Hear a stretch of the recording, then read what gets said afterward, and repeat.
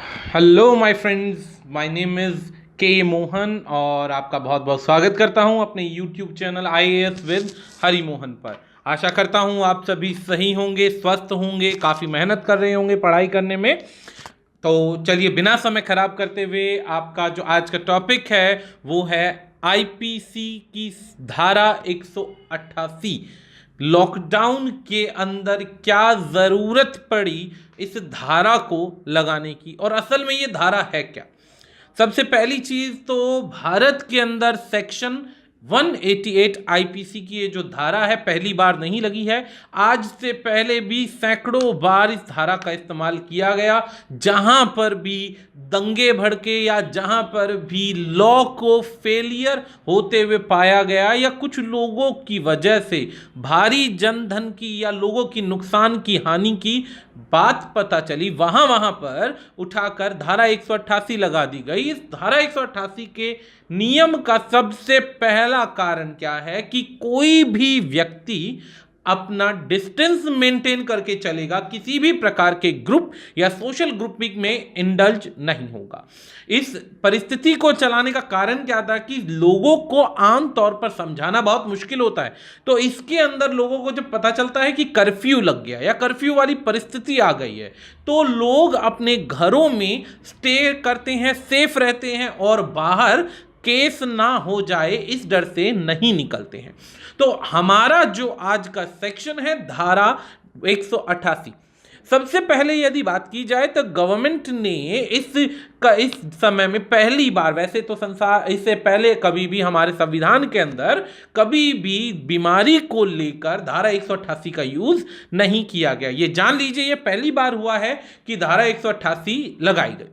कोविड-19 के बढ़ते हुए जो इन्फेक्शन है उसको रोकने के लिए एक सिंपल सी डब्ल्यूएचओ की पॉलिसी थी कि किसी भी तरीके को किसी दूसरे के कांटेक्ट में नहीं आना है, कोशिश करनी है गैप मेंटेन करना है।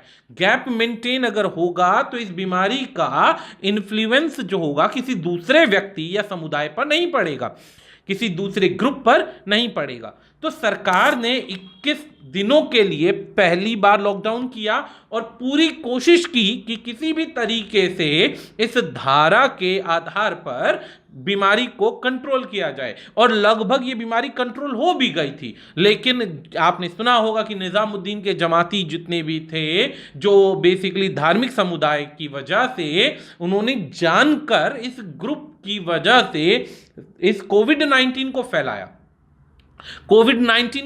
तो इकोनॉमी को डाउन करने की पॉलिसी के आधार पर सरकार को दोबारा से 14 दिन के लिए सेकेंड टाइम इस लॉकडाउन को लॉकडाउन को अनाउंस करना पड़ा 3 मई तक। इसका मेन पर्पस यह है कि बीमारी को कंट्रोल करना है और लोगों को सोशल डिस्टेंसिंग पर रखना है। ये सोशल डिस्टेंसिंग कोविड-19 की वजह से चल रही है, जिसके अंदर ये लीगल एक्शन लिया गया अंडर एपिडेमिक डिजीज 1897 के आधार पर।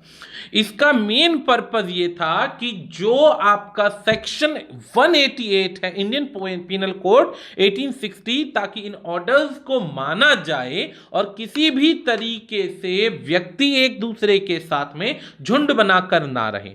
झुंड बना के ना रहने का एक पर्पस ये भी है कि सोशल डिस्टेंसिंग रहेगी तो किसी भी प्रकार से जो वायरस है वो दूसरे की बॉडी में किसी भी प्रकार से नहीं रहेगा। वैसे आपको पता होगा कि जो वायरस है स्टील पर या कपड़े पर लगभग 2 दिन तक स्टे कर जाता है अगर किसी इस कांटेक्ट में आता है तो, और इसी तरीके से अदर चीजों पर ये काफी लंबे समय तक बना रहता है। इसीलिए सरकार कहती है कि आप मेंटेन कीजिए गैप को। इस बीमारी की कमर तोड़ने के लिए 3 मई तक लॉकडाउन हुआ। अब चलिए इस धारा के बारे में कुछ जानते हैं। सबसे पहले इस धारा के बारे में जाने तो सेक्शन 3 जो है एपिडेमिक डिजीज 1857, ये सजा के साथ साथ पेनल्टी भी, यानी कि पैसे की पेनल्टी के साथ साथ वैसी सजा भी लेकर आती है, जिसमें व्यक्ति को 1 दिन से लेकर 6 महीने का कारावास यानी कि पेनल्टी लगाई जा सकती है जो इसको फॉलो नहीं करता है। अब चाहे वो अनजाने में करे चाहे जानबूझकर करे, इस पर सरकार जो है उस पर अच्छे कदम बढ़ा सकती है। ये जो सेक्शन है 188 है, इंडियन पिनल कोड के आधार पर चलाया जाता है। इसका मतलब होता है disobedience to order duly promulgated by public government.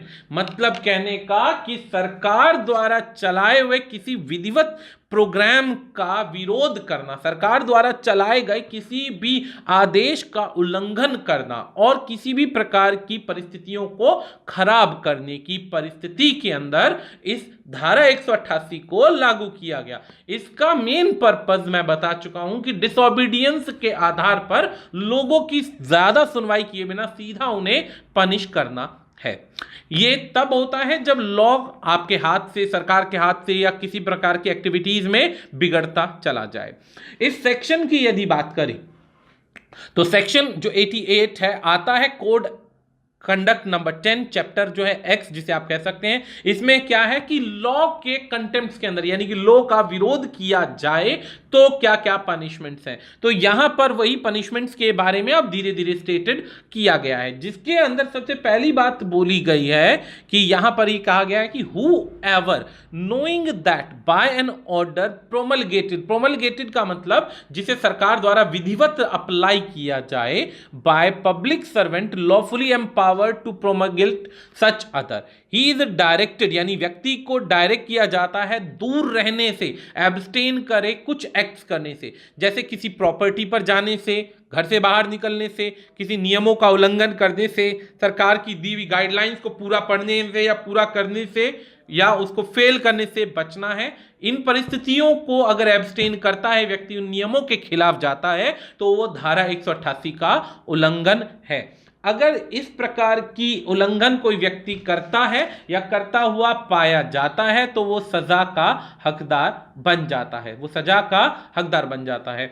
इसके अंदर एक और चीज कहते हैं कि चाहे अब हो सकता है यदि इसकी तरीके की डिसओबीडियंस से नुकसान हो जाए, ऑब्स्ट्रक्शन हो जाए, लोगों को इंजरी हो जाए, इंजरी के बाद किसी भी प्रकार की लॉफुली एम्प्लॉयड एक्टिविटी हो जाए, लॉफुली यानी कि जिसे बेसिकली अनॉयंस हो जाए, दंगे भड़कने की आसार हो जाए, तो उस परिस्थिति में सिंपल इम्प्रिजनमेंट है और ये इम्प्रिजनमेंट जो है फाइन के साथ लगाई जाएगी।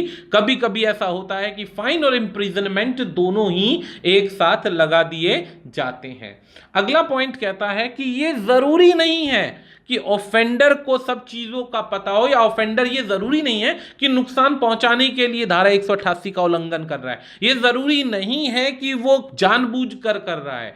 धारा 188 का मतलब चाहे जानबूझकर हो चाहे गैर इरादतन हो, अगर नियमों की अवज्ञा की जाती है या नियमों को खिलाफ किया जाता है तो वो जाहिर सी बात है जाने या अनजाने में लोगों को नुकसान पहुंचाना है।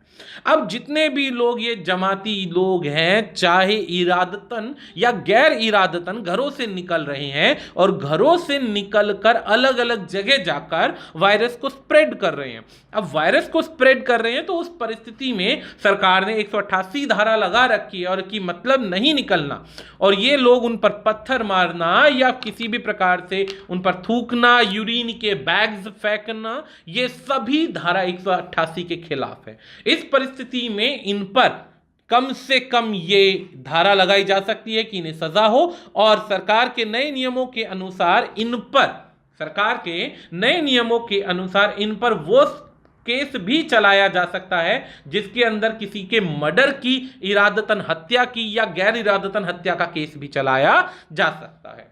अब रीजन बिहाइंड दीज कर्व्स, इसके पीछे क्या रीजन है, जैसे कि सबसे पहली चीज क्या है, इस चीज को समझना बहुत आवश्यक है आप सभी के लिए कि नोवेल कोरोना वायरस जो है ये स्प्रेड होता है person to person, community to community, यानी कि एक व्यक्ति को यदि वायरस है और वो जिसके कांटेक्ट में आएगा वो फैलता जाएगा। इसकी शुरुआत वुहान के अंदर हुई थी दिसंबर के अंदर लेट लास्ट ईयर और धीरे धीरे फैलता फैलता 177 कंट्रीज, टेरिटरीज और सैकड़ों हजारों लोगों को इन्फेक्ट कर चुका है। लगभग लाख से ज्यादा लोग मर चुके हैं। इटली, स्पेन और फ्रांस जैसे कंट्री लगभग बर्बादी के शिखर पर हैं। अमेरिका जैसा कंट्री 1 लाख लोगों की मरने का इंतजार कर रहा है कि उसे नहीं कंट्रोल किया जा रहा। भारत में यह परिस्थिति बिगड़ते बिगड़ते 400 का आंकड़ा, 500 का आंकड़ा पार कर चुका है। तो इसके अंदर ये परिस्थिति और ज्यादा ना बिगड़े, इस वजह से इस नियम को अप्लाई किया गया कि जो भी इसकी अवज्ञा करेगा उस पर कानूनी कार्रवाई होगी।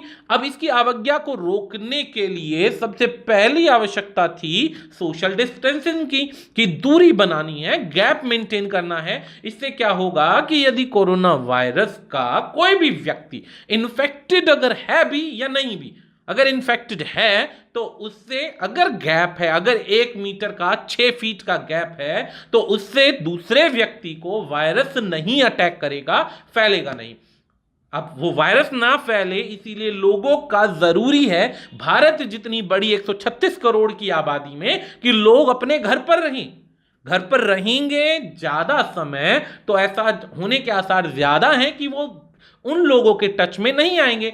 इसी वजह से भारत ने पूरी की पूरी इकोनॉमी को स्लो डाउन कर दिया ताकि यहां के लोगों के जीवन को बचाया जा सके। इसी वजह से ऑफिस, स्कूल, कॉन्सर्ट, कॉन्फ्रेंस या स्पोर्ट्स इंक्लूडिंग वेडिंग जैसे समारोह भी रोक दिए गए। सरकार के द्वारा सख्त हिदायत की किसी भी परिस्थिति में इस शटडाउन का उल्लंघन कोई नहीं करेगा। और ये शटडाउन भारत की सभी स्टेट्स में है लगभग, और इसके अलावा पूरे वर्ल्ड के अलग अलग कंट्रीज के अंदर भी है।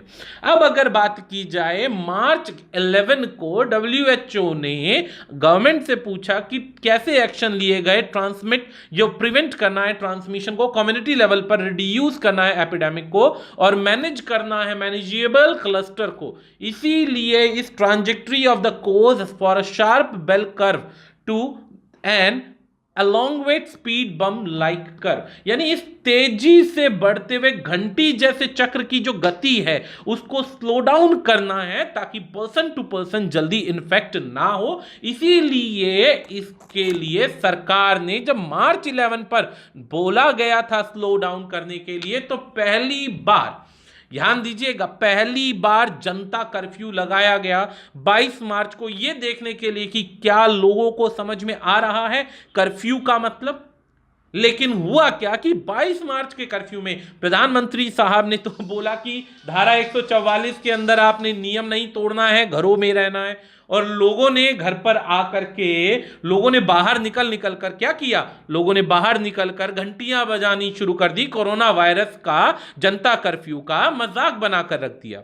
अब जब जनता कर्फ्यू का मजाक बनाकर रख दिया गया तो सरकार को समझ में आ गया कि जब तक डिस्टेंसिंग के लिए कर्फ्यू प्रॉपर नहीं लगाया जाएगा, लॉकडाउन प्रॉपर नहीं किया जाएगा, तब तक भारत जितनी जैसी आबादी को समझा पाना बहुत मुश्किल है। इसी वजह से धारा 188 को अप्लाई कराया गया। इसे अप्लाई कराने के अंदर सिंपल सी बात ये रखी गई, घर पर रहें, नियमों को ना तोड़ें, घर पर रहें, सुरक्षित रहें, जीवित रहें। ये सबसे बड़ी आवश्यकता थी। अब आ जाता है नियम कि यदि कोई व्यक्ति इन नियमों का उल्लंघन करता है, यदि कोई व्यक्ति ऐसा है जो पाया जाता है इन नियमों का उल्लंघन करने पर, तो किस प्रकार की सजा है? भाई 2 प्रकार की सजा है। पहली सजा फाइन से रिलेट होती है, दूसरी सजा जो होती है वो पनिशमेंट होती है, जिसके अंदर व्यक्ति को जेल भेजा जाता है। तो जब ये परिस्थिति आती है तो दोनों परिस्थितियां चलिए जानते हैं कौन कौन सी परिस्थितियां हैं, फिर इसे आगे आगे देखते हैं।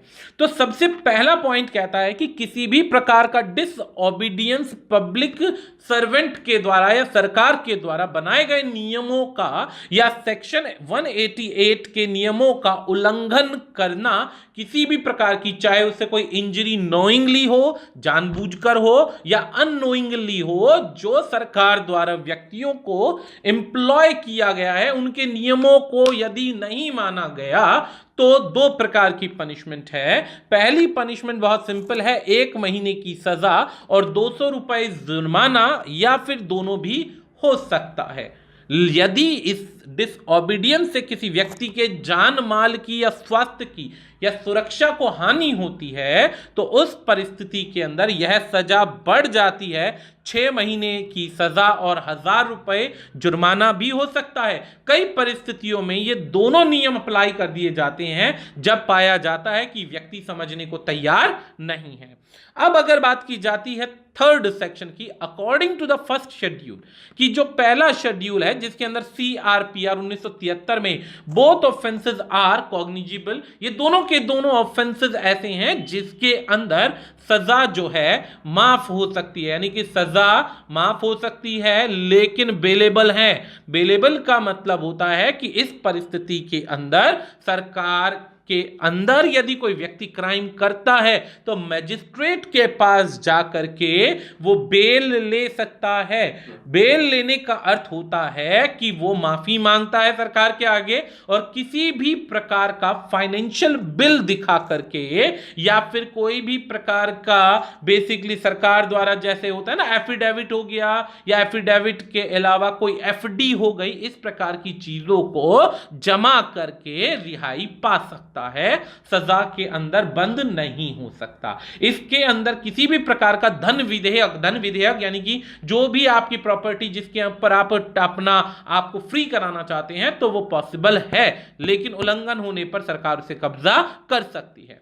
अब अगला पॉइंट आता है कि किसी भी प्रकार की रिमिशन, इंपोजिशन, अबॉलिशन, अल्टरेशन और रेगुलेशन ऑफ एनी टैक्स, इस प्रकार से यदि कोई व्यक्ति करता है तो उसे यह माना जाए कि पूरी तरह छोड़ दिया जाएगा, तो उसे पूरी तरह से किसी भी परिस्थिति में छोड़ा नहीं जाता है, उसको सजा का प्रावधान का मतलब उसे सजा मिलेगी ही मिलेगी। अब अगला पॉइंट कहता है कि द रेगुलेशन ऑफ मनी, ध्यान दीजिएगा, the regulation of money borrowed और giving to any guarantee by the government, the amendment of the law with respect to financial obligation undertaken by the government, यानी कि ये rule जो है उस परिस्थिति में थोड़ी ढील बरत सकता है जब सरकार द्वारा कोई गारंटी पेपर, उधार दी गई धनराशि या सरकार के पास कोई एफिडेविट है या कोई भी चीज है उसके आधार पर सरकार द्वारा किसी भी वित्तीय दायित्वों के संबंध में कानून का संशोधन हो सकता है, उसे छोड़ा जा सकता है।